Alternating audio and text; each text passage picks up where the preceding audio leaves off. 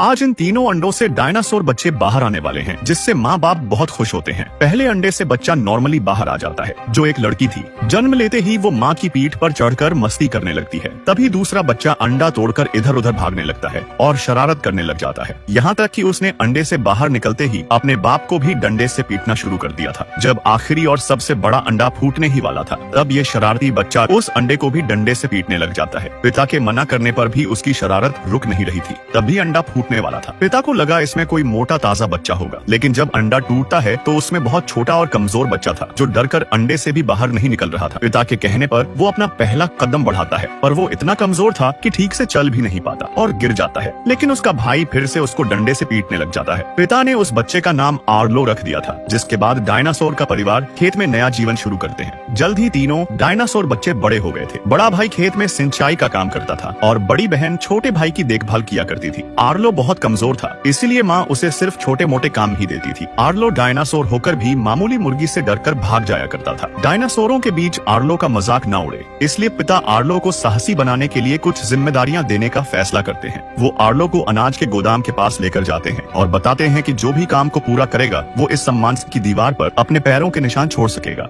बड़े भाई अपनी ताकत के कारण जल्दी लकड़ियां काटकर काम पूरा कर लेते हैं और सम्मान की दीवार पर निशान छोड़ देते हैं। बड़ी बहन भी बहुत मेहनती और होशियार थी, उसने भी अपना काम पूरा करके निशान छोड़ दिया था। पर आर्लो का कद बहुत छोटा था और कोई भी काम पूरा नहीं कर पाता था, इसलिए उसका आत्मविश्वास जगाने के लिए पिता ने उससे अनाज के गोदाम की रखवाली का काम सौंप दिया था, क्योंकि आजकल जंगली जानवर अनाज चुराने आते हैं। अगर आर्लो उन्हें पकड़ लेगा तो वो भी सम्मान की दीवार पर अपने पैरों के निशान छोड़ सकेगा। पिता आर्लो को जाल बिछाना सिखाते हैं और उससे कहते हैं कि अगर तुम चोर को पकड़ लो तो उसको लाठी से पीटकर भगा देना निशान पाने के लिए। आर्लो ने यह मुश्किल चुनौती स्वीकार कर ली थी।